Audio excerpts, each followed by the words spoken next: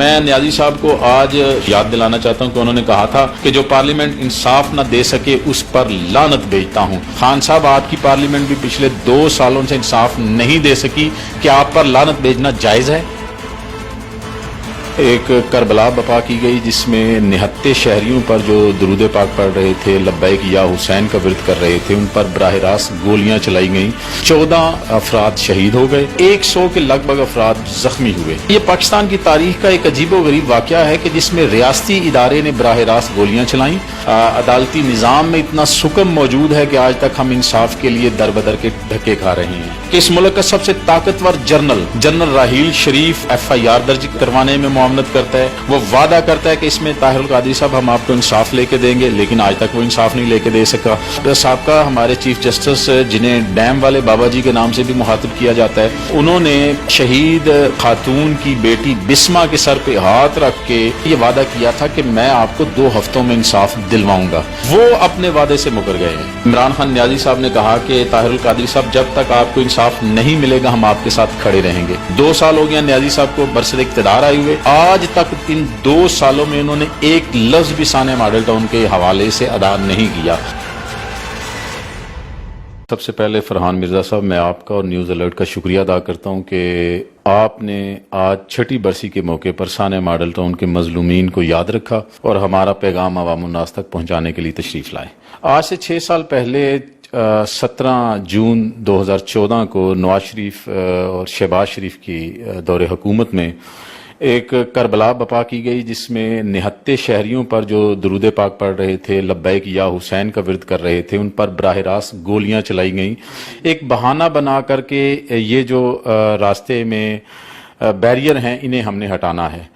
بنیادی طور پر ان کا مقصد بیریئر ہٹانا نہیں تھا، بنیادی طور پر ان کا مقصد تحریک منہاج القرآن کے مرکز پر قبضہ کر کے وہاں پر ڈاکٹر طاہر القادری جو انقلاب کی کال دے کر پاکستان تشریف لا رہے تھے، ان کا مقصد یہ تھا کہ اس تنظیم پر دہشت گردانہ مقدمات درج کیے جائیں اور یہاں پہ اپنے مقاصد کی جو ہے نا وہ پولیس جب انٹر ہو تو اپنے مقاصد کے رزلٹ حاصل کیے جائیں اور ان کو بدنام کیا جائے۔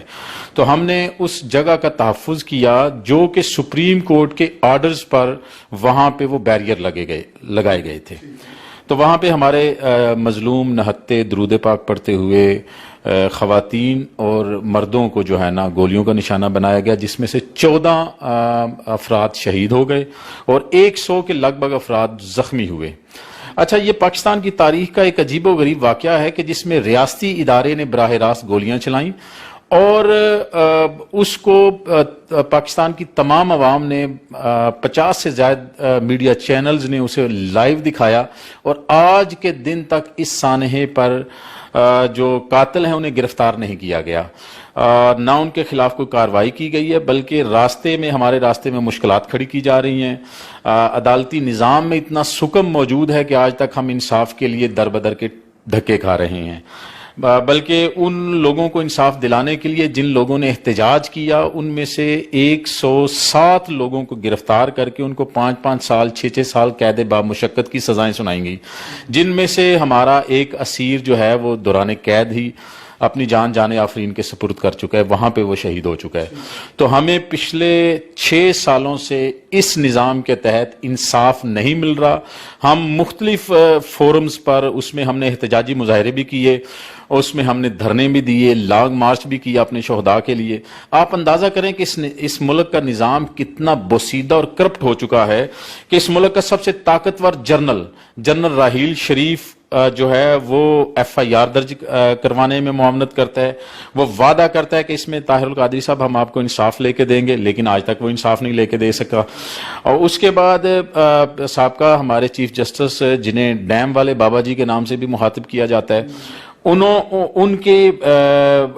انہوں نے شہید خاتون کی بیٹی بسما کے سر پہ ہاتھ رکھ کے جب وہ احتجاج کے لیے کھڑی ہوتی تھی، جب وہ ان کا لاہور آمد ہوتی تھی، تو اس کے سر پہ ہاتھ رکھ کے یہ وعدہ کیا تھا کہ میں آپ کو 2 ہفتوں میں انصاف دلواؤں گا۔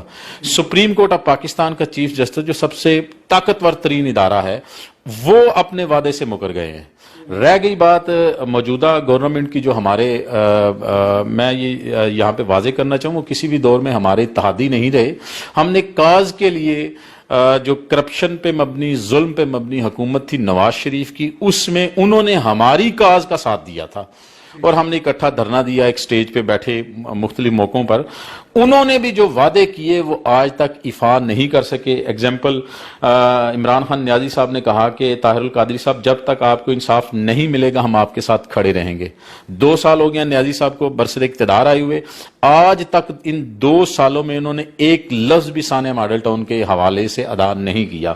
انہوں نے کہا کہ نیازی صاحب نے کہا کہ ثانیہ ماڈل ٹاؤن کا فیصلہ 1 ماہ میں ہونا چاہیے. 2 سال ہو گئے ہیں ثانیہ ماڈل ٹاؤن کا فیصلہ نہیں ہو رہا. اور پھر میں نیازی صاحب کو آج شہدائے ماڈل ٹاؤن کی برسی کے موقع پر یاد دلانا چاہتا ہوں کہ انہوں نے کہا تھا کہ جو پارلیمنٹ انصاف نہ دے سکے اس پر لعنت بھیجتا ہوں. خان صاحب آپ کی پارلیمنٹ بھی پچھلے 2 سالوں سے انصاف نہیں دے سکی، کیا آپ پر لعنت بھیجنا جائز ہے؟ سانحہ ماڈل ٹاؤن کا جس دن فیصلہ ہوا اس دن اس ملک میں انقلاب آ جائے گا، کیونکہ سانحہ ماڈل ٹاؤن کے پیچھے وہ اسٹیبلشمنٹ، وہ طاقت، وہ طاقتی ادارے موجود ہیں جو اس ملک کے نظام کو بدلنے نہیں دینا چاہتے. بہت شکریہ.